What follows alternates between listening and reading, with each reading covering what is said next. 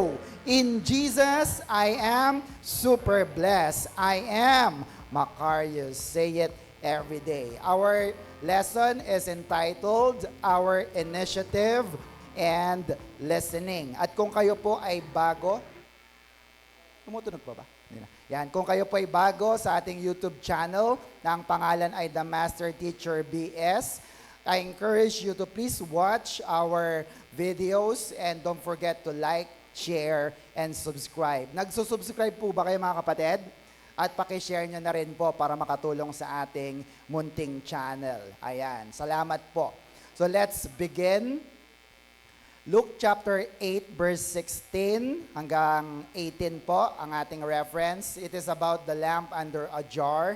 Sabi rito, no one lights a lamp and hides it in a jar or put it under a bed, of course. Instead, he puts it on a stand so that those who come in can see the light. Sa Tagalog, wala naman nagsisindi ng ilaw o ng kandila tapos inilalagay niya sa ilalim ng katre o ng kama. Tama?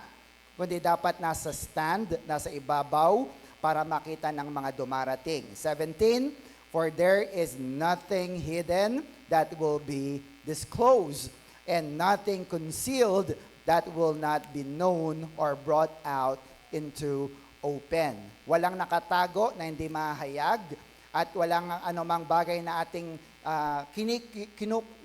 kinukubli na hindi po ito makikita. Verse 18, therefore, consider carefully how you listen. Again, therefore, consider carefully how you listen. So mag-ingat daw, eka, sa pakikinig. Whoever has will be given more. Whoever does not have, even what he thinks he has will be taken from him. So, kung hindi tayo nagiging maingat sa pakikinig, yung meron ka ngayon, mawawala yan. Amen? At yung mga meron pa, dahil nakikinig sila, ay bibigyan pa ng mas marami. Ang tanong ay, nakikinig po ba kayo na mabuti sa oras na ito? Ano po yung una kong word na sinabi kanina? Ako rin po, di ko na masyado matanda. No? Pero, para sa punto ng ating pag-aaral na initiative and listening, dapat po ay nire-require ng Diyos na kapag nandito ka na rin lang sa church, ay full attention at nakafocus tayo sa ating Diyos at sa kanyang mga salita. Can you hear amen? Amen. So, tingnan natin kung talagang nakikinig kayong mabuti. Para sa mga bata at mga kabataan, meron akong bugtong para sa inyo. At kung alam niyo ang sagot, pwede niyong sagutin. Ito yung number 1. May isang puno. Ano ang bunga? Mais. So very good. Anong tawag sa anak ng taong grasa? Baby oil. Yan. Kayo ba'y nakapanood na ng Battle of the Brainless? Yung joke-joke na tanungan? Ang tanong ay ganito, nagtatanungan sila. Ano ang pambansang hayop ng Pilipinas? Nagsisimula sa letrang K. May sumagot, kabayo. Mali, nagtatapos sa W. Kabayo, sabi niya. Mali pa rin. Ito ay may sungay. Sabi na isa, demonyong kabayo. Hindi siya nakikinig, ano? So, ano po ang tamang sagot? Kalabaw. Very good. Now, ilang hayop ang pinasok ni Moses sa arko? Ilan po? Wala. Sapagkat na nagpasok ng mga hayop sa arko ay si Noah. Very good naman pala kayo eh. So, in that way, kung kayo talaga'y nakikinig sa inyong teacher sa Sunday school, kung kayo may nakapag-Sunday school or sa mga kwentuhan, makakasabay kaagad kayo kasi attentive kayo at nakikinig kayo sa nagsasalita. Amen na kapatid? That is why, yung binasa natin kanina sa Luke chapter 8 verse 17 to 18, it calls everyone to take initiative sa kanilang pananampalataya. How? By listening to God's word carefully and acting on it. Ibig sabihin, hindi ka lang basta nakikinig ngayon, nakatitig ka sa akin, kundi mamaya lahat ng napakinggan mo ay ginagawa mo. Amen na kapatid? Bakit? Sabi kanina ng verse, Things that are hidden will be brought out to light. Sa Tagalog, ma-expose ang lahat ng ating mga tinatago, yung ating mga ginagawa at mga hindi ginagawa. Tandaan nyo po ito, hindi ka mananagot sa mga bagay na hindi pinapagawa ng Diyos sa iyo. Maliwanag po mga kapatid? Pero mananagot ka sa mga bagay na pinapagawa ng Diyos sa iyo, pero hindi mo ginagawa. Ang sabi ba ng Diyos ay magdala tayo ng kaluluwa sa kanyang paanan, sa kanyang simbahan? Amen, di ba? Naalala nyo yung parable of the 10 virgins, di ba? The 10 coins, or yung lost sheep, di ba? Ilan yung gustong idala ng Diyos sa atin? Isa lang eh. One lost coin, one lost sheep, no? At lahat po yon ay isa lang ang nire-require ng Diyos, hindi naman maramihan. Kaya kung hindi natin ito ginagawa, hindi tayo nakikinig sa Diyos at tayo mananagot sa Diyos. Are you still with me, kapatid? Amen. So, today, let's deep dive into this passage and look at some personal reflections and spiritual growth. The first thing is, next, the principle of revelation. Sabi nga natin, revelation. No? Dalawang bagay po ang pinapatunguhan nito. Nothing stays hidden. Wala pong mga itinatago tayo na hindi makikita. Amen mga kapatid?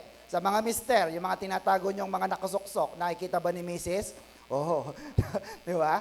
Kasi lahat ng tinatago nyo, mahahanap at mahahanap din yan eventually. Are you with me kapatid? Also, motivation for transparency. Sabihin natin, transparency. Hindi ibig sabihin nito na para bang panakot or threat sa atin, kundi ito'y pagtawag sa atin na mamuhay tayo na merong kabanalan at kaayusan sa harap ng Diyos na buhay. Are you with me, kapatid? Amen po ba? Na, alam pala ng Diyos ang lahat ng ginagawa ko. Oo, alam ng Diyos, kaya naman dapat ay ayusin natin ang ating buhay sa harap ng Diyos. Which brings our hidden struggles, our doubts, and our sin in the light of God's grace for healing and repentance. Tama mga kapatid? Ano mang sugat na lagi mong tinatakpan, hindi yan gagaling. Tama po ba mga kapatid? Pero kung ito po'y naka-expose sa Diyos, yun ang pinakamaganda. Bakit? Sapagkat ang Diyos po ang gagamot sa lahat ng sugat na hindi kayang gamutin ng tao. Can I hear amen? Ang buhay natin ay tinatawag na open book. Sabi nga natin, open book. Yan. Psalms 139 verse 16, sabi po rito, you saw my body as it was formed. All the days planned for me were, look at that, written in your book before I was one day old. No? Lahat ng araw mo bilang ng Diyos. At lahat ng ginagawa mo nung pinanganak ka hanggang sa oras na ito, anong sabi ng Biblia? Nakasulat saan? Sa aklat ng Diyos. Sa aklat ng buhay. Are you still with me, kapatid? Kaya wala nga tayong maitatago sa ating Diyos na buhay. It is an open book. Pwedeng sa tao makapagtago ka, no? Hindi nila kilala kung sino ka talaga, pero sa Diyos, all the days are planned and it is written in His book. The moment you were born in this world. Can you hear amen? Amen. Are you still with me? Okay. Next, number 2 is the responsibility of hearing. No? Kapag nakikinig ang isang tao, meron siyang responsibilidad na ito ay sundin or gawin. Kaya nga sabi rito, take care how you listen. Bakit? Sapagkat ito po isang babala or warning ng Panginoon kung papaano ka nakikinig. Nakikinig po ba tayo sa oras na ito, mga kapatid? Amen. Kasi merong kasabihan, kung papaano ka nakikinig, yun ang nagdidikta kung ano ang natitira sa iyong kaisipan. Tama mga kapatid? Amen po ba? Ano ang huling kantang pinakinggan mo kanina? Ano ang huling salita ng iyong magulang na narinig mo kanina? O ng iyong kaibigan? No? Kung talagang ikaw ay nakinig, no? Yun ay matitira sa iyong kaisipan. Are you still with me, kapatid? It is entirely possible to hear a sermon or a scripture and attend a church and, next, look at this, completely miss God's intended message. Yes, Maaring nakaupo ka ngayon dyan, nakatingin ka kay pastor, nakikinig ka naman, pero mamaya paglabas mo, pag tinanong ka, ano yung natutunan mo? Sabi mo, ha? Tama mga kapatid? Bakit? Kasi may responsibility ka na ikaw ay nakikinig sa oras na ito. Look at the verse. Sabi dyan, James chapter 1. Thank you, Brad. James 1 verse 19. My dear brothers and sisters, look at that. Always be willing to listen and slow to speak. Do not become angry easily. No? Ang kausap po dito ni Santiago ay ang mga kapatiran, ang mga anak ng Diyos. Anak ka ba ng Diyos? Amen. Anong sabi dyan? Be willing to listen. Sapagkat maraming atensyon ang umaagaw sa atin ngayon. No? Kaya nga po, nung nakaraan kami po ay nagdaos ng kids summer class.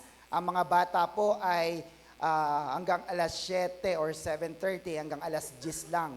At pag 11 o'clock na, napapansin ko, yung mga bata, very short span ang kanilang attention.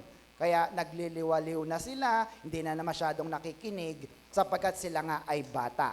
Pero iba na pag tayo tumatanda. Are you with me, kapatid? Medyo tumataas ang ating attention span. Kaya be willing to listen. Pipiliin mo talaga. Kahit naguguluhan ang iyong isip, pero ang mahalaga, ang sasabihin mo sa iyong sarili, mahal ko ang Diyos at mahal ko ang kanyang salita, kaya makikinig ako. Pumalakpak nga po ang nakikinig sa salita ng Diyos. Are you still with me, kapatid? Amen. And thirdly with that is active participation. Sabihin nga natin, next po, active participation. Ano sa Tagalog? Ikaw ay sumasali. Saan? Sa discussion.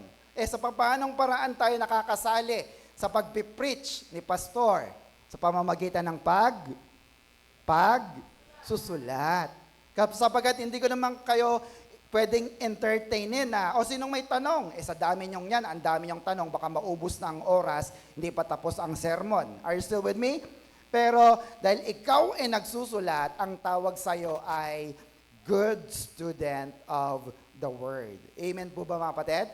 Meron nga pong isang estudyante ang lumapit sa isa kanyang profesor at ang sabi niya, Sir, I am one of your student. Ang sabi ng profesor, ganito, You may have attended my class, but you never had been my student. Sa Tagalog, siguro umattend ka ng klase ko, pero hindi kita estudyante.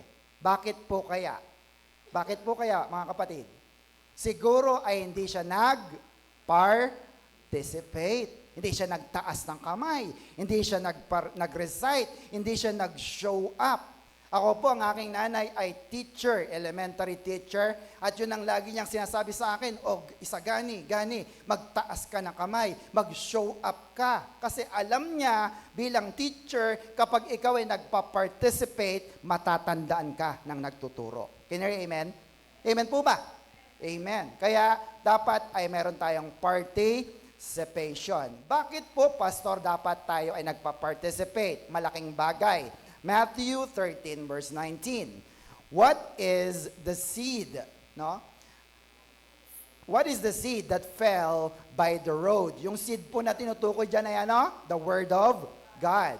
That seed is like the person who hears the message about the kingdom but does not understand it. Tagalog, yung buto pala, yung salita ng Diyos, ay parang isang tao na nakikinig pero hindi niya naintindihan yung kanyang pinapakinggan.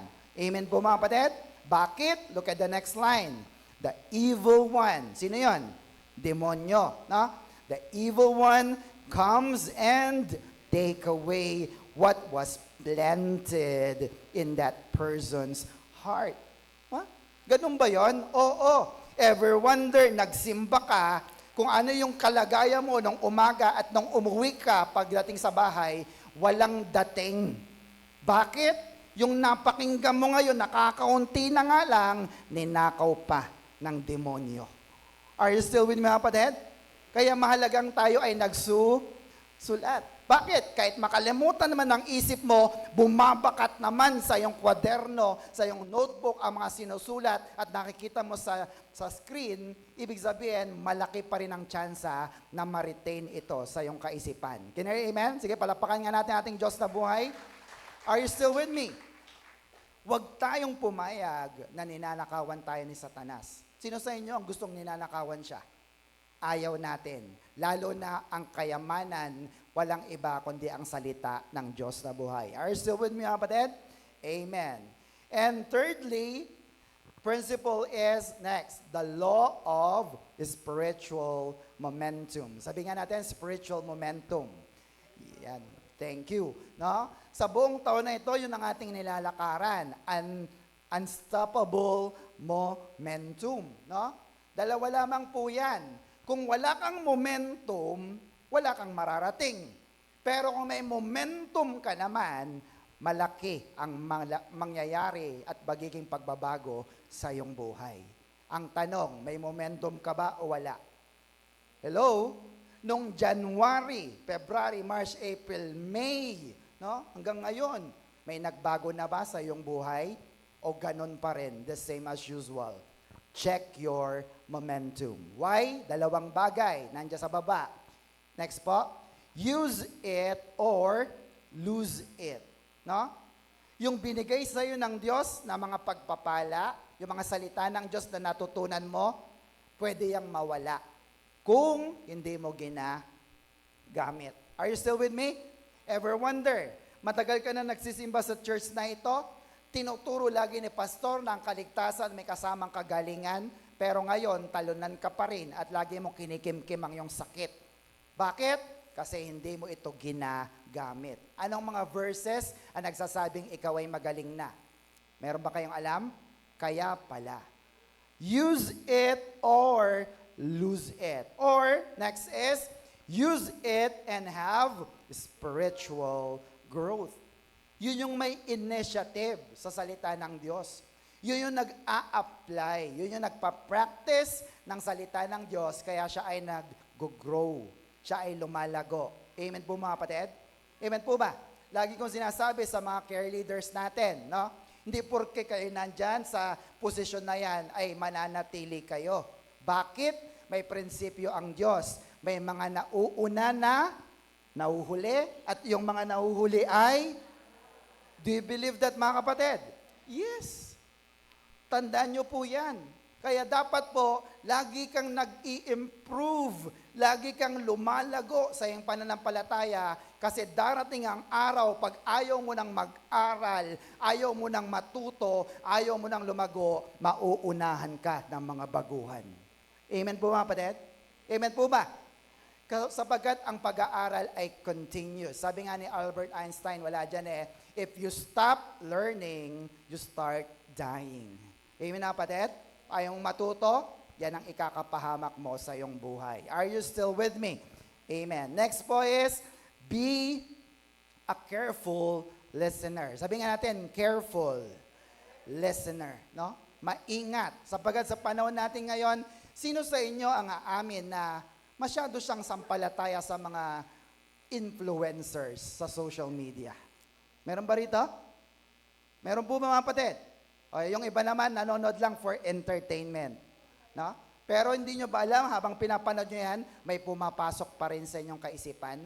Kaya, ang babala ng Panginoon, be a careful listener. Amen na kapatid? Amen po ba? When Jesus says, consider carefully how you listen, He is telling us to pay close attention and block out the distraction sa kanyang mga salita. Sapagkat ngayon nakikinig ka, biglang may pumasok sa isip mo, naisara ko bang bahay namin? Naitabi ko bang mga sinampay? Ano kayang uulamin namin mamaya? Nawala na agad ang iyong focus at ang iyong atensyon sa pakikinig ng salita ng Diyos. Amen po mga kapatid? Sino pa rin sa inyo nakikinig hanggang sa mga oras na ito? Amen? Baka yung iba nakadilat na lang, tumatagos na. Are you still with me, kapatid? Bakit? May pangako po ang ating Diyos. Sabi diyan, whoever has will be given more, no? Kaya dapat maingat tayo sa pakikinig ng salita ng Diyos. Bakit po? Sapagat yung meron pa ay bibigyan pa ng mas marami.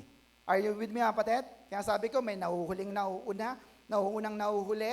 Bakit? Yung nahuhuli, pero patuloy siya na nag-a-apply ng salita ng Diyos, nag-iipon ng mga salita ng Diyos, nag-iipon ng mga verses. Yung mga kabataan na yan na nagsusulat, magiging mga pastor yan. Bakit? Pag binuksan nila yung mga notebook nila, kaya nilang magturo kung ano yung tinuro ni Pastor Gani kasi sinusulat nila. Are you with me, kapatid? Amen po ba? At makita mo, bakit kaya siya nakakatayo na? Ang bata pa niya. Brothers and sisters, whoever has will be given more. Pero yung wala, kahit yung kaisa-isang mayroon ka, ay kukunin pa sa iyo. Are you still with me? Ano ang diferensya? Nakikinig at hindi nakikinig. Kayo po ba'y nakikinig sa oras na ito? Amen. Bakit tayo kailangan makinig? Because there are next 2 practical steps on how to be blessed by the Word. Gusto niyo bang mapagpala ng salita ng Diyos? Gusto niyo ba na kapag nag-church kayo, pag uwi niyo, ang saya sa church na yun, gusto kong makinig ng salita ng Diyos. Gusto niyo po ba yun? O pag-aralan, sige, palapakan natin ng Diyos. Pag-aralan natin ang 2 practical na hakbang na ito. Number 1, everybody, accept God's Word. Sa Tagalog, tanggapin mo ang salita ng Diyos. James chapter 1, verse 19 to 21. Sabi rito, my dear brothers and sisters, always be willing to listen and slow to speak. Do not become angry easily. Verse 20, because anger will not help you live the right kind of life God wants. 21, so put out of your life every evil thing and every kind of wrong, then in gentleness, look at that, accept God's teaching that is planted in your hearts, which can save you. No? Sa Tagalog, tanggapin mo ang mga turo, mga aral ng Diyos na natanim sa iyong puso. Bakit? Ito ang magliligtas sa iyo. Do you believe that, mga kapatid? Amen po ba? May pakinabang ba na tayo po'y nagsisimba? Yes. Kahit noon pa man, hanggang sa panahon ngayon, marami pa rin nagsisimba kahit ano man ang iyong relihiyon. Bakit? Naniniwala tayo na hindi lang nabubuhay ang tao sa tinapay, kundi nabubuhay din ang tao sa mga salita ng Diyos na lumalabas sa bibig ng ating Panginoon. Shout amen! Palapakan nga natin ang ating Diyos na buhay. Are you still with me? Ang tanong lang ay, naitanim ba ito sa iyong mga puso? Amen po ba?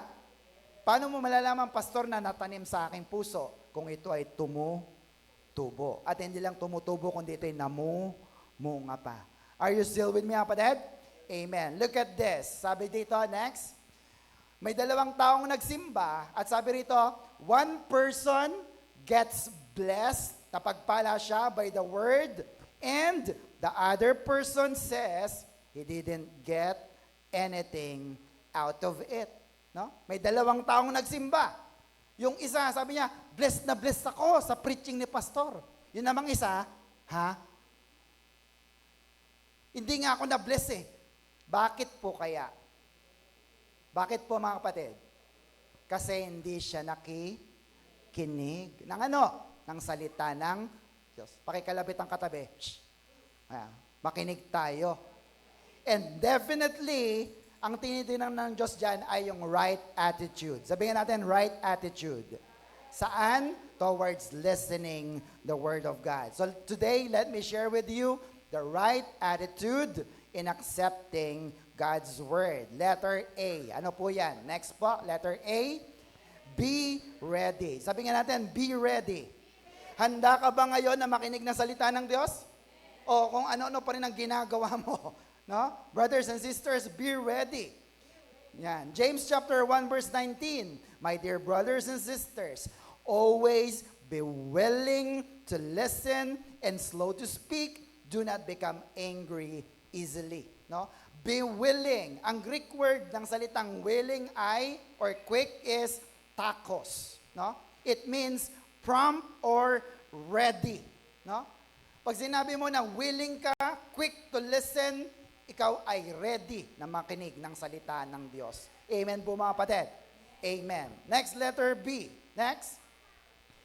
Be calm. Ano sa Tagalog? Maging kalmado lamang. Bakit po kaya kailangan maging kalmado habang nakikinig ng salita ng Diyos? James chapter 1 verse 19. My dear brothers and sisters, always be willing to listen and slow to speak. Look at the underlined word. Do not become angry easily. Kalmado lang. Sabi sa katabi, kalma lang. Ang mga hindi kalmado, madaling magalit yan. Tama po ba mga kapatid? Amen po ba? Ako po minsan, pagka na-overload lang aking isip, ang dami ko nang ginagawa, madali din po akong mainis. No? Hindi ako nagiging kalmado. Ang tanong ko ay ito, magagalitin ka ba? Hello? Sino nga amin na minsan nagiging magagalitin siya? No? Bakit? Kasi hindi ka kalmado. Kaya ito po yung warning or paalala.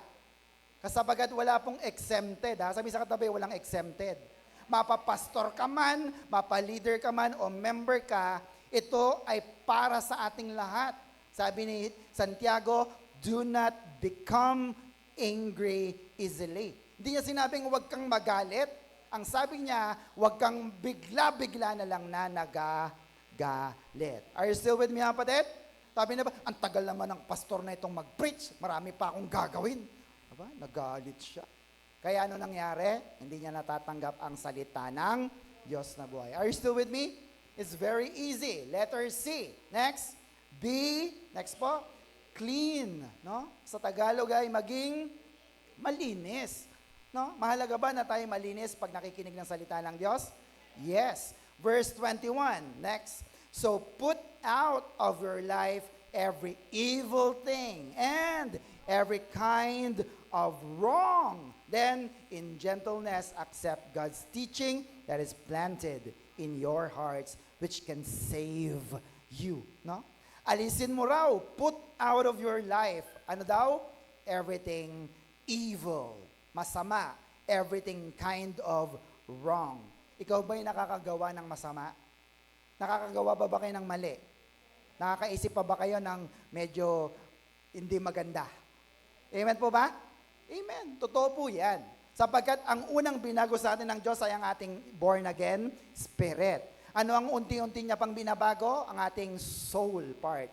Mind, emotion, and will. No? Kaya okay lang na, hindi ko sinabing magkasala ka, pero nangyayari na ikaw ay nakakagawa ng mali, sapagkat ikaw ay nasa mundo pang makasalanan. Are you still with me, kapatid? Kaya anong babala? Be clean. Ang sabi ni Santiago, put out of your life everything, every evil thing, and every kind of wrong. Amen na, kapatid? Isa sa dahilan, kaya ayaw ng mga tao na sumama sa church o kaya sumama sa mga born again eka. Bakit? Narinig nyo na ba ang kanilang pangangatwiran? Sabi nila, hindi ko pa kayang iwan yung masayang buhay ko. Ayoko pang sumama sa iyo. Amen na, kapatid? Narinig nyo na po ba yon? Okay, sabi nila, busy pa ako sa mundong ito, kaya hindi ako pwedeng sumama sa iyo. Ano ba yung tinutukoy nila masayang buhay? Ito po yung mga buhay na puro layaw ng laman, puro saya sa mundo, no? Walang pakialam sa mga spiritual na bagay. Are you still with me? Amen? Kaya sabi nila, no, ayoko sa church kasi ayoko pang iwan ang masayang buhay ko. Now, ano bang ino-offer ng mundo? Just to clear it out. 1 John chapter 2 verse 16 to 17. Sabi rito, for the world offers, ano daw? Only the lust for physical pleasure. Yan ang una. Pangalawa, the lust for everything you see. And the third is the pride in our possession. And look at that. These are not from the Father. These are from this evil world. No? Hindi yan galing sa Ama sa Langit. Yan ay galing sa mundo kay Satanas na Diablo. Ano yon? Lust of the eyes, lust of the flesh, lust of the eyes, and the pride of life. Ano yung lust of the flesh? Lust for physical pleasure. Anumang bagay na humihila sa'yo, palayo sa Diyos na ginagawa mo sa iyong buhay. Mas masarap po bang kumain sa SM kaysa mag-church? Hello? Mas maganda bang manood ng sine kaysa pumunta sa church? Hello? Mas maganda bang kasama si jowa, si hubby, kaysa mag-church? Mamasyal na lang? Pero kung ang iyong pleasure ay gawin ang mga makamundong bagay na iyon, ikaw ay bagsak na kagad. Are you still with me, mga kapatid? What else? Lust of the eyes. Everything we see. Mga bagay na nakikita. Aba, pag nakita niya, uy, may bagong kotse si Kumare. No? Uy, may bago siyang damit. Ang ganda naman ng bag niya. Ang ganda naman ng kwintas niya. Hello? Anong nangyayari? Pumapasok ang tinatawag na covetousness. Ano yung covetousness? Owning something from others. Hindi naman sa'yo, pero inaangkin mo na ito kahit sa isip pa lamang. Are you still with me, mga kapatid? Amen? Kaya ano nangyayari? Hindi natin natatanggap ang salita ng Diyos. And what else? The pride of our possession. No? Itinuro ko na sa inyo last time, yung dalawang test na dapat ipasa natin. Ano yung unang test? Test of riches and revenue. Ano yung pangalawa? The test of relationship. Sapagkat yung iba ay nagmamayabang, nagmamagara sa kanilang mga pag-aari. Hindi ako pwede dyan sa church. Bakit? Businessman ako. Hindi ako pwede dyan sa mga born again. Bakit? Kasi ako ay merong malaking kumpanya. Marami akong mga truck na inaalagaan. Are you still with me? Kaya ano nangyayari? Nagyayabang sila sa kanilang mga pag-aari. Hindi nila alam lahat ng mayroon sila ay galing din sa Diyos. Amen po ba, mga kapatid? Amen po ba? Ipinanganak tayo ng walang dala at kung mamatay man tayo, wala rin tayong madadala. Are you still with me, mga kapatid? Verse 17, sabi diyan, and this world is fading away. Itong masaklap na katotohanan, along with everything it craves. But, look at the contrast. If you do the will of God, you will live forever. Lahat ng meron ka ngayon, bilangin mo na. Titigan mong mabuti. Mawawala din yan. Tama ba, mga kapatid? Amen po ba? Sino sa iyong maraming pera? Marami pa ba? Unti-unti na ngang nawa. Wala. Are you with me, mga kapatid? Pero, sabi ng Biblia, but if you do the will of God, ikaw ay mabubuhay. At salamat na lamang po sapagkat pinili natin ang magsimba at makinig ng salita ng Diyos kaya tayo ay may buhay na walang hanggan. Shout amen! Palapakan natin ang Diyos na buhay. Are you still with me? Naintindihan niyo po ba, mga kapatid? Ang sabi ni Marcos, Mark chapter 8 verse 36, and how do you benefit if you gain the whole world but lose your own soul in the process? No? Look at the comparison, ha? Buong mundo sa'yo na. Sige, pag-aari mo na. Titulo na sa'yo na. Sa'yo ang buong mundo. Pero ang kaluluwa mo, mapupunta sa impyerno. Okay ba yun sa inyo? Okay po ba yun, mga kapatid? Marami ang magsasabi na, kay Lord ako, sa church ako, maglilingkod ako. Pero pagdating ng Sunday, nasan sila? Doon ako. Amen, mga kapatid? Nasa mundo, nasa putik ng kasalanan ng mundo. Bakit? Pinapapili tayo ng Diyos. Sabi ng God's Word version, Good News version, do you gain anything if you win the whole world but lose your life? What is the answer? Of course not. Kahit mapasayo ang lahat ng kayamanan, pera, ginto sa mundong ito, hindi ito tutumbas sa kayamanan ng kaluluwa mo na mapupunta sa langit. Can you hear amen? Do you realize that, mga kapatid? Pastor, paano ko malalaman na tama at totoo ang iyong sinasabi? Brothers and sisters, ang tanging paraan para malaman mo na tama ang aking sinasabi, pagpatay ka na. Are you still with me, mga kapatid? Kaso hindi mo kayang gawin pa ngayon. So, paano mo masasabi na ang buhay mo ay ligtas at pupunta sa langit kung hindi ka lumalapit sa Diyos? Are you still with me, mga kapatid? Kaya mapalad tayo. Ang tawag sa atin ay Boy Scout. Anong motto ng Boy Scout? Laging handa. Lord, kahit mamatay ako ngayon, alam ko na pupunta ako sa langit. May buhay na walang hanggan ako. Lalakad ako sa kalsadang ginto at ako'y titira sa mansyon na inihanda mo. Bakit? Kasi tinanggap ko si Kristo sa aking buhay. Nakinig ako ng iyong mga salita at ito'y nagbigay sa akin ng buhay na walang hanggan. The teachings that you heard, planted in your heart, can save you. Can I hear amen? Amen po mga kapatid. Kaya huwag mong ipagpapalit ang salita ng Diyos sa mga makabundong bagay. Can I hear amen? Amen. Are you still with me? Alright. Next, letter D. Next po.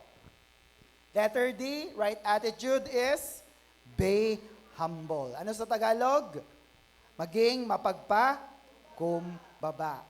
Ito yung attitude na hindi mo pwedeng ipagmalaki sa iyong sarili.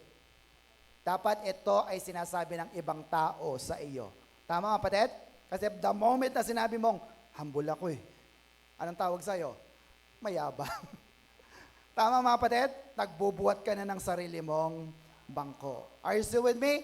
Anong sabi ni Santiago? James chapter 1 verse 21. Therefore, get rid of all moral filth and the evil that is so prevalent. And look at the next line.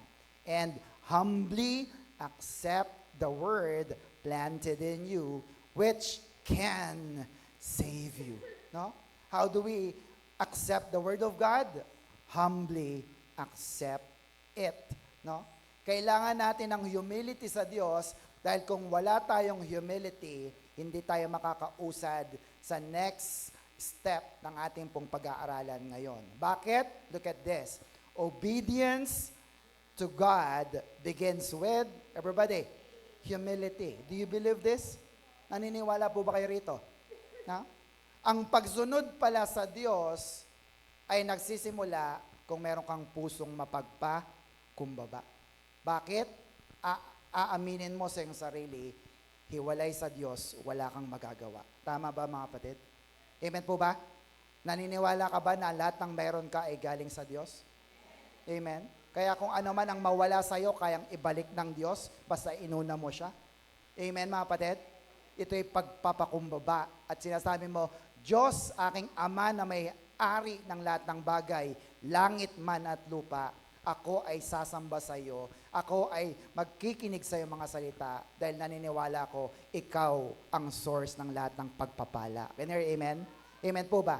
Proverbs 11 verse 2. Ano pang sabi? When pride comes, then comes disgrace. But with humility comes what? Wisdom. Sabi nga natin, wisdom. Kapag nagpapakumbaba tayo, doon tayo lalong pinapatalino ng ating Diyos na buhay. Tama ba mga kapatid? Amen po ba? Kahit naman sa tao po, di ba? Ang pinakamahirap turuan na tao ay yung mga taong mayabang. Tama po mga kapatid? Tama po ba?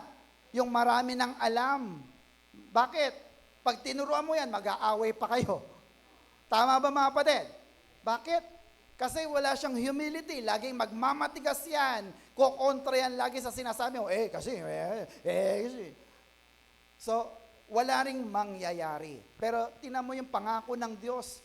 Dahil sa iyong mapagpakumbabang puso, lalo kang bibigyan ng Diyos ng katalinuhan. Amen po mga kapatid? Amen po ba?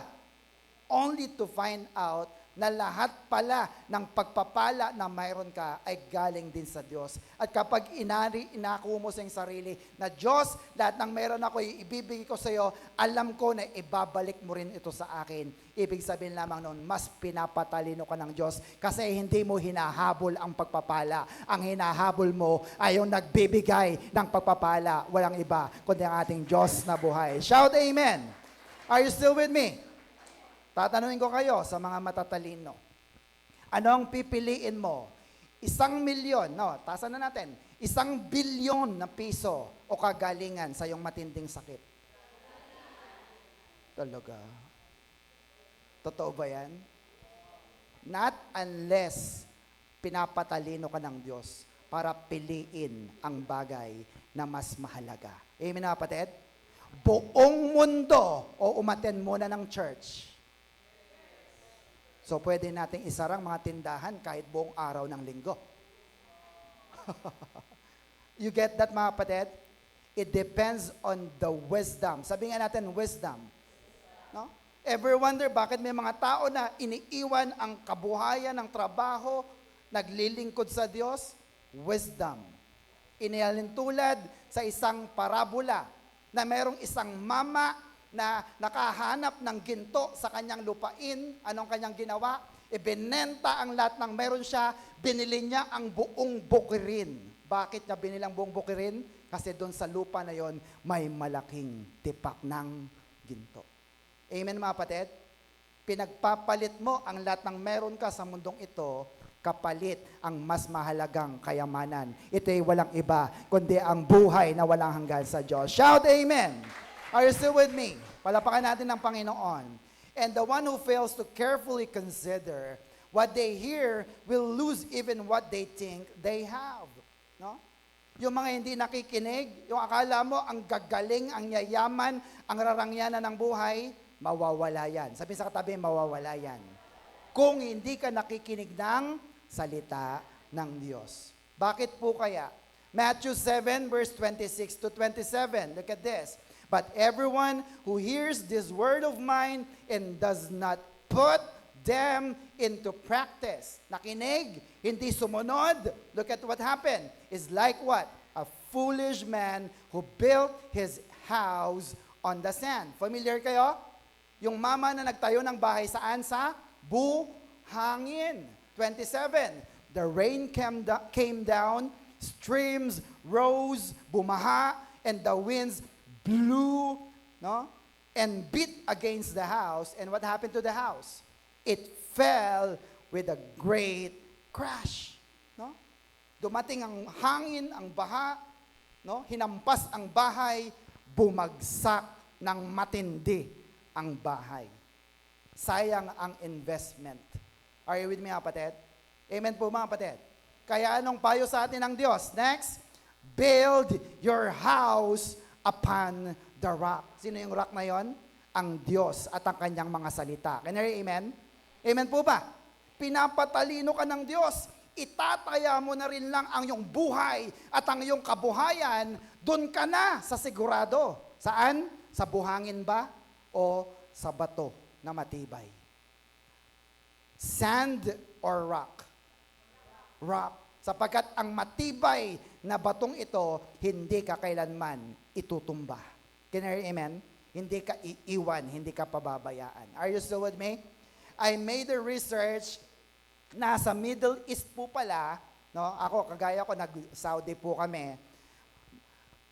Madami pong buhangin, no? Sa lahat po ng kabuuan po ng Middle East. As sabi po rito, halos 80% ng buong Middle East, na kabuuan na po ito, ay buhangin or kaya dry land, arid land ang tawag. Pero, sabi pala rito, 20% to 30% lang talaga yung talaga bang mga bundok ng buhangin o kaya ay dating dagat na naging buhangin lang. You get that, mga kapatid? 20 to 30%. Anong ibig sabihin? Mas malaki pa rin ang porsyento na sa buong Middle East ay marami pa ring bato na pwede kang pagtayuan ng bahay. Amen po ba, mga kapatid? Ano bang pinag-uusapan natin dito? Well, malas mo lang kung ang mapagtayuan mo do sa 20 to 30% ay hindi pala matibay na bato, kundi isang tumpok lang ng buhangin. Amen na, kapatid? Amen po, mga kapatid? Dapat ay matalino tayo, pinapatalino tayo ng Diyos. Bakit? Baka ang bahay mo itinayo mo sa malambot na buhangin, sayang ang bahay mo, sayang ang investment mo. Amen po, mga kapatid? Kaya dapat pinapatalino tayo ng Diyos. Saan ko itatayo ang aking buhay? Dapat sa bato na nagbibigay sa atin ng kasiguraduhan. Are you still with me, kapatid? So, again, sand or rock? Rock, no? Napakadali ng choices eh. Tama ba? At lahat naman po, no? Nakikinig talaga kayo. Anong pipiliin? Hindi po buhangin, pastor. Anong pipiliin? Bato. The rock. Amen po ba, mga kapatid? Pero, ang pinakamahirap ay yung obedience or pagsunod. Tama po ba, mga kapatid? Kasi alam naman natin, dapat saan? Sa rock, sa bato. Pero marami pa rin ang pipili at magtatayo ng kanyang kastilyo sa buhangin. Are you still with me? Listen to the word of God. Accept it. Are you still with me? Amen. Next, number 2, practical steps on how to be blessed by the word. Gusto mo bang mapagpala ka every Sunday? Next, number 2 is, everybody, apply God's word. No? Una, tinanggap mo, maganda yan. Pero ang pinakamahalaga rin ay ano? Apply God's word. Do you apply God's word? Ako po'y lagi nag-iisip ng Macarius Challenge. Pinag-iisipan ko po yan, ha? Hindi lang yan basta bilang sumulpot. Bakit? Gusto ko sana na ang mga kapatiran bago umuwi at sa buong linggo, iniisip-isip nila yung challenge pala ito. Ina-apply ba natin ang Macarius Challenge? Hello? O sinusulat nyo lang at mamaya makakalimutan nyo na. Anong sabi ni Santiago? James chapter 1 verse 22. Do what God's teaching says. When you only listen and do nothing, nakikinig ka lang, wala kang ginawa, look at that. You are fooling yourselves.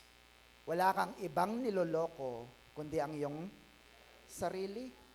Kahit kunwari, nagsusulat ka, pero pagtingin sa sulat mo ng katabi mo, drawing pala, circle, star, o kaya listahan ng utang, si sister nandito, andun siya. Alam ng Diyos yan. Sabihin sa katabi, alam ng Diyos yan. Yung mga nag-note sa cellphone, kunwari, pero, Facebook na pala to. Naglalaro pala. Grabe naman. Saglit lang ang preaching ni pastor, naglalaro ka pa. Brothers and sisters, you are fooling yourselves. Ang niloloko mo, hindi ang Diyos, hindi si pastor, hindi si brother, kundi ang iyong sarili. Tama ba mga kapatid? Nakikinig po ba kayo ng salita ng Diyos? Anong sabi ni John? John 13:17, now that you know these things, you will be blessed if, what's the condition? If you do them. Sa NLT, you know these things, now do them. That is the path of blessing. Gusto niyo ba mapagpala ang inyong buhay? Ano po ang path? Ano ang landas ng pagpapala? Do them. Do the word of God. Ang tanong, ina-apply ba natin ang salita ng Diyos? Amen. Bakit po kailangan nating i-apply? Because, next, obedience should be immediate. Delayed obedience is disobedience. Narinig nyo na po ba ito mga kapatid? Yung delay na pagsunod, pagsuway din po yan. Sabi ng Diyos, nak, maglingkod ka sa akin ngayon. Sige po, mamaya. O hanggang sa, sige po, next time. Ay, tsaka na lang. No? Pagsuway pa rin yon kasi hindi ka rin sumunod. Are you still with me mga kapatid? Anong dapat? Obedience should be immediate. Sabi nga natin, immediate. No? Dapat ngayon na. Bakit? Ang nag-uutos sa iyo, hindi tao. Ang nag-uutos sa atin ay ang Diyos na kayang gawin, mapangyari ang mga bagay na imposible sa tao. Amen, kapatid? Ang tanong na lang ay, kilala mo ba ang Diyos na pinaglilingkuran mo? Kilala mo ba ang Diyos ay manggagamot? Kilala mo ba ang Diyos mo ay mayaman? Amen? Kilala mo ba ng Diyos mo ay kaya kang dalhin sa langit? So bakit ka nalulungkot sa iyong buhay pag hindi mo nakukuha ang iyong gusto? Obey the Lord because delayed obedience is disobedience. Are you still with me, kapatid? Amen. Next, let me share with you the right process in applying God's Word. No? Kanina, right attitude. Ngayon naman, applying the Word, so you need the right process in applying God's Word. Letter A. Everybody, reflect on the Word. No? Pagbulay-bulayan mo kung ano yung napapakinggan. May napapakinggan ka bang salita ng Diyos ngayon? Amen po ba? May tumutimo na ba sa iyong puso? Amen. Sabi po ni Santiago, James chapter 1, verse 23. Sabayan niyo nga po ako. Anyone who listens to the word but does not do what it says is like a man who looks at his face in the mirror and after looking at himself, look at this, goes away and forgets, and immediately forgets what he looks like. No? Ganun pala yon. Mas lalong ipinaliwanag ni Santiago na kapag nag-church ka nga, hindi ka naman nakinig, wala ka namang ginawa. Anong sabi? Para kang isang tao na nagsalamin. At yung nagsalamin, nakita niya, may muta pala ako. Pero umalis din siya agad. Are you with me, mga kapatid? Amen po, mga kapatid. O kaya, gulo-gulo ang buhok niya. Okay lang, magulo. Tama, mga kapatid? Kasi nakita mo na, dapat pala nag-church. Dapat pala naglilingkod sa Diyos. Dapat pala ay nananalangin. Pero hindi mo ginagawa. No? Anong ibig sabihin nun? Marami ang nawawala sa atin. Are you still with me? Apply the Word of God. Can I hear amen? Hebrews chapter 4 verse 12 says, "For the Word of God is full of living power. It is sharper than the sharpest knife, cutting deep into our innermost thoughts and desires." Look at the next line. Everybody, it exposes us for what we really are. Ang salita ng Diyos daw ay parang tabak, parang kutsilyong magkabila ang talim. Tatamaan at tatamaan ka talaga. Kaya minsan sabi mo, aray, ang sakit magsalita ng pastor na ito. Hindi po ako yung salita ng Diyos. Amen po, mga kapatid? Kaya huwag kayong magagalit kay pastor. Kasi ako lang po ay mensahero. Tama ba, mga kapatid? At kung tinamaan ka naman ng salita ng Diyos, what happened? It exposes for who you really or what you really are. Amen po, mga kapatid? Bakit ka ngayon nag-church? Hello? Bakit ka ngayon nakaupo dito? Bakit ka naglilingkod sa Diyos? Hello? Alam ko ba? Hindi ko po alam. Pero alam ng salita ng Diyos. Amen, mga kapatid? Kaya dapat bago ka pa ma-expose sa tao, i-expose mo na ang iyong sarili sa Diyos. Sabi mo, Lord, sorry. Mali ang motibo ko. Makikinig na ako at i-apply ko na ang iyong mga salita. Can I hear amen? Reflect on the Word of God. Are you with me, mga kapatid? Alright. Next, letter B. Malapit na po tayo. Letter B is, everybody, review the Word. Sa Tagalog ay ano? Anong tawag ng review sa Tagalog? Balik-aral. Balikan mo. Sabihin sa katabi, balikan mo. May mga kilala ako, nagsusulat, ang gagaling. Tapos mamaya, iniwan na yung notes. Tapos kailan babalikan? Next week. Sister Joy, may nakita ka bang notebook? Ay, ginawa pang hanapan si Joy. Amen, mga kapatid? Review the Word of God. Balikan mo ang salita ng Diyos. Sapagat ang salita ng Diyos ay kayamanan. Ganyan, amen? Amen po ba? Ang cellphone nyo ba ay kayamanan? Kayamanan po ba yung cellphone nyo? Pag naiwan nyo po ba sa church, babalikan nyo, hindi? Sino sa inyo magsasabing hindi na babalikan? Aabangan namin kayo. Amen, mga kapatid? Ganon din naman ang salita ng Diyos. Kayamanan ba ang salita ng Diyos sa iyo? Yung notes mo, kayamanan mo ba yan? Ginto ba yan sa iyo?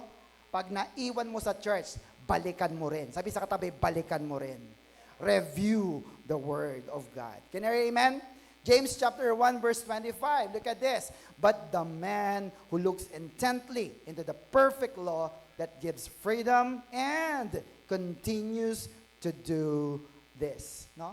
Ang isa namang mama, isang tao na tumitingin sa perfect law, sa salita ng Diyos, ay nagkakaroon ng kalayaan. Amen? Bakit? Kasi patuloy niyang ginagawa ito. So review the Word of God. Sapagkat you will know the truth and the truth will set you free. Palakpakan natin ating Diyos na buhay. Are you still with me, mga kapatid? Nakalaya na po ba kayo sa inyong mga maling paniniwala? Amen, mga kapatid? Ang pagpapala ba ay nasa pagtanggap o nasa pagbibigay? Nakahanda na bang yung bibigay sa Diyos mamaya? Dahil gusto nyong mapagpala ang inyong buhay. Amen, mga kapatid? Next, sabi diyan, reflection is seeing yourself in the Word. Meditation is seeing the Word in yourself. Magkaiba po yun. Yung nagre-reflect ka, nakikita mo yung sarili mo doon sa sinasabi ni pastor. Yung mundo versus kaluluwa, ako yun, pastor. Kasi minsan talagang inuuna ko yung trabaho, yung mundo. Sorry, Lord. Nagre-reflect ka. Are you still with me, kapatid? Pero yung meditation, seeing the word in yourself. Ina-apply mo ito sa iyong buhay. Are you still with me, kapatid? Ang tanong, ina-apply nyo po bang mga salita ng Diyos? Ang sabi ng salmista, Psalms 119:97, "Oh, how I love your law." Anong ginagawa niya? I meditate on it all day long. Grabe ito. Nagme-meditate siya, nagbubulay-bulay siya ng salita ng Diyos buong araw. Tatanungin kita, kapatid, ilang beses kang magbasa ng salita ng Diyos? Ilang beses? Ilang minuto? Sabi ng Biblia, all day long. Kulang pa yan. Sabi ng marami, too much of something is bad enough. Yes, it is true. Pero hindi ito applicable sa salita ng Diyos. Dahil sa salita ng Diyos, kahit na ubusin mo pa ito, hindi mo pa rin maaarok ang lahat ng ito. Kaya dapat araw-araw, buong araw, nagbabasa ka ng salita ng Diyos. Can you hear amen? Palapakan nga natin ating Diyos sa buhay. Bakit, pastor? Kasi nga may demonyo na nagnanakaw. Remember the first pointer? May demonyo nagnanakaw ng mga isinulat mo sa puso mo at sa notebook mo. Can you hear amen? Kaya dapat tuloy-tuloy ang pag-aaral ng salita ng Diyos. Are you still with me, kapatid? John chapter 8, verse 31. Everybody? So Jesus was saying to those Jews who had believed Him, "If you continue in my word, then you are truly disciples of mine." No? Hindi pala lahat ng nagsisimba ay disipulo o tagasunod ng Diyos. Sino lang daw ang mga disipulo ng Diyos? If you continue in my word. Ibig sabihin, lagi kang nagbabasa, palagi mong inaalala ang salita ng Diyos. Are you still with me, kapatid? Amen po ba? Kayo po ba yung mga ngako na lagi kayong magbabasa ng salita ng Diyos? Palapakan nga natin ating Diyos na buhay. Bakit? Malaking pakinabang. Joshua chapter 1 verse 8. Alam na natin ito. Everybody, do not let this book of the law depart from your mouth. Meditate on it, kailan? Day and night, so that you may be careful to do everything written in it. Then, look at the result. Everybody, you will be prosperous and successful. Marami sa inyo, pag tinanong, sinong gustong yumaman? Marami magtataas. Sinong gustong maging successful? Marami magtataas. Ito po ang sekreto. Anong sekreto? Meditate on the Word of God day and night. Bakit? Natatapos ba sa pagbabasa lang? Hindi. That you will carefully do everything written in it. Amen, mga kapatid? Kasi may nabasa ka, kaya mayroon kang na-i-apply sa iyong buhay. Are you still with me, mga kapatid? Amen po ba?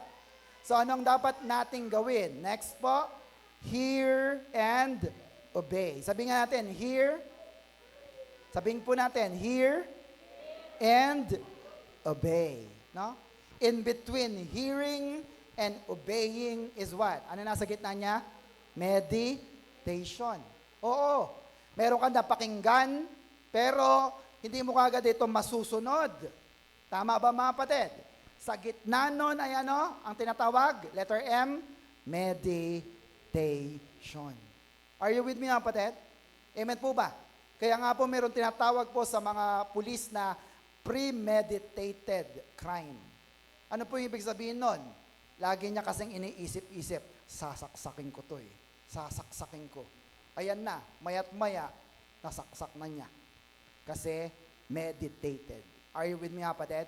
Ganon din sa salita ng Diyos. Sinabi ng 1 Peter 2:24, magaling ka na, isagani, dahil sa dugo ni Kristo. Dumaloy na bang dugo ni Kristo sa krus ng Kalbaryo? Magaling ka na talaga. Ay, magaling na ako. Kaya tingnan mo, hindi ka nagkakasakit sa buong taon. Kaya kung wala kang sakit sa buong taon, magpapansit ka na. Amen, mga kapatid? Amen po ba? Hindi lang pag-birthday mo. Bakit? Mas mahal pa ang pampa-hospital. Are you still with me, kapatid? Meditate the Word of God. Sabi po rito, meditation fuels the application. Amen po mga kapatid? Kaya wag mong maliitin yung pagme-meditate ng salita ng Diyos. Amen po mga kapatid? Merong kasabihan, if your mind can conceive, the body can achieve. Basta naisip mo, magagawa yan ng iyong katawan. Tama ba mga kapatid? Amen po ba?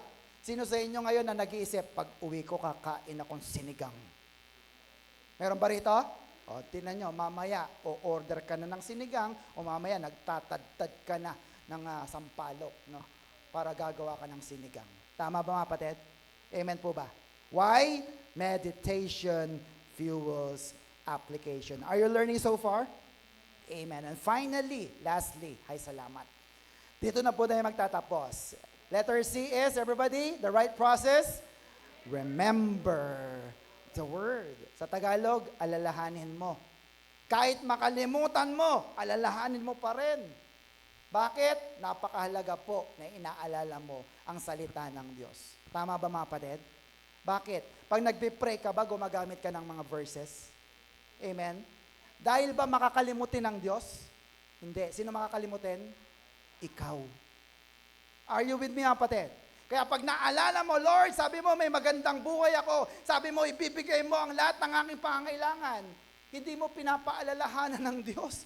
Ang pinapaalalahanan mo ay ang sarili mo. Kasi madali tayong makalimot sa mga pangako ng Diyos. Are you still with me? Amen po ba mga kapatid? James chapter 1:25, letter B. Yan, sa dulo na lang. Sabi dyan, not forgetting what he has heard, but doing it. Ano mangyari? He will be blessed in what he does. No? Not forgetting. Ibig sabihin, inaalala mo pa rin. At ano po ang resulta? Nagpagpapala ka sa lahat ng iyong ginagawa. Are you still with me? Gusto mo bang maging matagumpay? Gusto mo bang maging maayos ang iyong pamilya, ang iyong buhay? Don't forget the promises and commands of the Lord. Can I hear amen? Amen po ba? Dito sa church natin, next, if you apply the word, Jesus said, we are what? Super blessed. Anong tawag natin doon? Macarius. E ano po ba yung Macarius? Hearers and doers of the word of God. Hindi ka lang nakikinig ikaw din ay gumagawa ng salita ng Diyos. Kaya, super blessed. Pag tinanong mo yung mga batang umattend ng Kids Summer Class, are you blessed? Anong sagot? Super. Alam nila. Bakit? Nakikinig kasi sila at nag-a-apply ng salita ng Diyos. Amen na kapatid? Luke chapter 11 verse 28, last verse na natin. Jesus replied, anong sabi? Blessed. Ano yung Greek word? Macarius. Rather are those who hear the word of God and obey it. Magkasama po yan. Hear and obey. Hear plus obey. Amen po mga kapatid? Amen po ba? Ano po ang Greek word ng salitang Macarius? Lagi natin nakikita yan. Next. It means supremely blessed. Ano ba? By extension, fortunate. Ano pa? Well-off, nakaluluwag sa buhay. Ikaw ba'y pagod lang maging mahirap? Gusto mo bang makaluwag sa buhay? Apply the word of God. Amen na kapatid. Pastor, 10 taon na ako dito, wala pa akong kotse. Wala ka namang sakit. Amen na kapatid. Say, palapakan natin ng Diyos. Namomroblema ka ba ng 10 million? Hindi po. 100 lang pangkain. Are you with me kapatid? Kasi ang mga pagpapala ay hindi lang pera. Amen na kapatid? Ang mga masisipag bang mga anak ay pagpapala. Mga matatalinong anak ay pagpapala. Ang mabait na asawa ay pagpapala. Kalusugan mo ba'y pagpapala? Then pinagpala ka na in your spirit, soul, and body. Shout amen. Kaya nga Macarius tayo. Are you still with me, kapatid? Hear and obey the word of God. Not just hear it, just hear and obey the word of God. Can you hear amen? Amen. Sabi rito sa isang research, the United States Air Force did a study and found that people forget 95% of what we hear within 72 hours. Ilan yung 72 hours? 24, 3 days. No? Totoo ba ito? Lahat ng napakinggan nyo ngayon na sinabi ko na hindi kayo nagsulat Maalala nyo pa ba ito pagkatapos ng 3 araw? Sure. So tama yung research. Tama mga kapatid? Kaya ano po ang lagi nating minumungkahi mula pa nung day 1 hanggang sa oras na ito? Sulat. Sabi sa katabi, magsulat na tayo. Magbagong buhay na tayo. Bakit? Amerika na nag-research. 95%, ha? 5% na lang natira sa'yo. Limot mo na lahat ng sinabi ni Pastor after 3 days. Amen po ba, kapatid? Amen po ba, kapatid? So, anong sabi? Next, the weakest ink is stronger than the strongest memory. Tama, mga kapatid? Daig pa ng mapurol na lapis ang matalas na isip. You will always remember what you write. Totoo ba ito, Pastor? Opo. Totoo po ito. Actually, may na-research po ako at sabi po ng next po, sabi ng isang institute sa Norwegian University of Science and Technology, look at that. Handwriting activates wide brain networks that becomes far less active during typing. Sa Tagalog, pag nagsusulat ka pala, yung utak natin, malaking bahagi nito nagiging active. Kesa sa nagtatype lang. Sino yung mga nagtatype sa cellphone? Daig ka nung nagsusulat. Are you with me, mga kapatid? Because you will always remember what you write. And if this is true, brothers and sisters, I encourage you, magsulat ka. Kasi mas malaki ang tsansa na maalala mo, ma-review mo, at patuloy mong ipagmalaki ang salita ng Diyos na alam mo sa iyong buhay. Shout Amen! Palapakan natin ating Diyos na buhay. Kaya dapat nagjo-journal. Sabi sa katabi, nagjo-journal ka ba? Ako nga hindi. Mag-journal po tayo. Can you hear amen? Magsulat po tayo. May natutunan po ba kayo, mga kapatid? Amen. So let's have a quick recap sa ating dalawang natutunan. 2 practical steps on how to be blessed by the Word. Upo ng maayos. Number 1, everybody, accept God's Word. Number 2, apply God's Word. No? Be an active doer. Take the initiative. Listen to the Word and apply the Word of God. Can you hear amen? Amen po ba? So what is our Macarius Challenge? Everybody, tayo po tayong lahat. Accept and apply God's Word. Kailan? Now. Hindi bukas, hindi sa makalawa. Kailan? Now. May natutunan po ba tayo, mga kapatid? Then accept and apply God's Word now. Let us pray. Tayo po yung manalangin. Hallelujah. Panginoon, maraming salamat po, O Diyos, sapagkat tunay po na binigyan mo po kami ng ibayong karunungan na nagmumula sa iyo. Na hindi lamang po pala puro material na pagpapala ang hahabulin namin, kundi higit sa lahat ay mag-accumulate kami, Panginoon, ng mga spiritual na pagpapala. Ito'y walang iba kundi ang iyong mga salita. Lord, turuan mo po kami na pahalagahan ang iyong mga salita sa aming mga buhay. Turuan mo po kami na ituring ang iyong mga salita na para bagang ginto, Panginoon. Mahalaga, may value, hindi ini-ignore lang, Panginoon. Kaya Lord, alam namin na nais mo kaming baguhin from glory to glory. But if we don't apply your word, sabi mo sa iyong salita kanina, we're just fooling ourselves. Panginoon, tulungan mo po ang bawat isa sa amin na palaging tumalima sa iyong mga salita. Hiwalay sa iyo, wala kaming magagawa, Panginoon. It is almost impossible na lagi naming piliin na magtiwala sa iyo, lalo na kung kami nasa mundong magulo. Sa mundo na marami pong mga dapat pinakikinggan sa cellphone, sa TV, sa internet, na hindi na namin alam minsan kung anong mas totoo. Pero Panginoon, salamat. Meron kang church na inilagay dito sa aming lugar, sa OCWM May Pampanga, kung saan ipinapahayag ang iyong purong salita, ang iyong salita na nagbibigay sa amin ng karunungan ng buhay. Kaya mapipili namin, Panginoon, na ang lahat ng amin na pakinggan sa oras na ito ay tunay, totoo, na mga salita mo, O Diyos.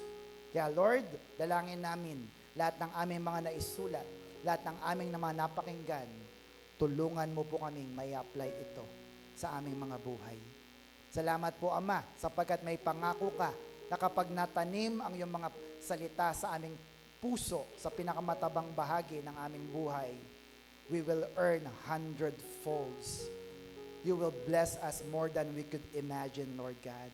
Salamat, Panginoon, sapagkat ang pagpapala comes in many forms. Hindi lamang po ito sa material. Pinagpapala mo kami emotionally, materially, at higit sa lahat, spiritually, Father. Kaya Lord, salamat po, sapagkat tunay po ng araw na ito ay araw ng pagbabago sa amin. Turuan mo kaming magsulat, Panginoon. Kahit mahirap, it's part of our discipline as a disciple. It's our responsibility na mag-aral, at mag-aral ng iyong salita. Nang sa ganon, ay meron kaming matutunan at may apply sa aming mga buhay. Salamat po ng marami, Ama, sapagkat ang araw na ito ay binigyan mo kami ng pagkakataon to attend. At ito po yung malaking bagay na. Kaya Lord, salamat sapagkat naipahayag ang iyong mga salita sa iyong mga anak. Nawa po hindi ito manakaw ng kaaway sa aming mga buhay. Balutin mo kami ng iyong banal na dugo, ng iyong banal na spirito, at ng iyong banal na pangalan na walang magagawa si Satanas sa aming buhay. Kaya naman, Lord, lalo kami mapagpapala ng iyong mga salita.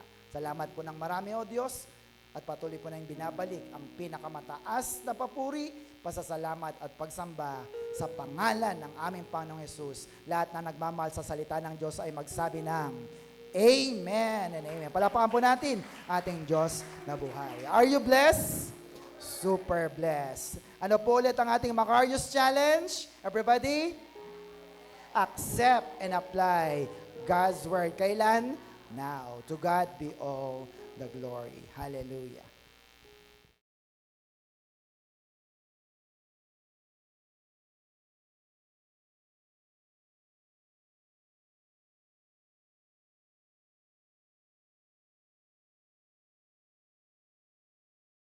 Go! Good day, brothers and sisters! May natutunan po ba tayo sa ating lesson? If yes, ilagay sa comment section. At kung nagustuhan mo ang video na ito, you can find more of this on our YouTube channel, The Master Teacher BS. You can like, share, and subscribe. See you in our next video. Stay Macarius! Bye! Bye!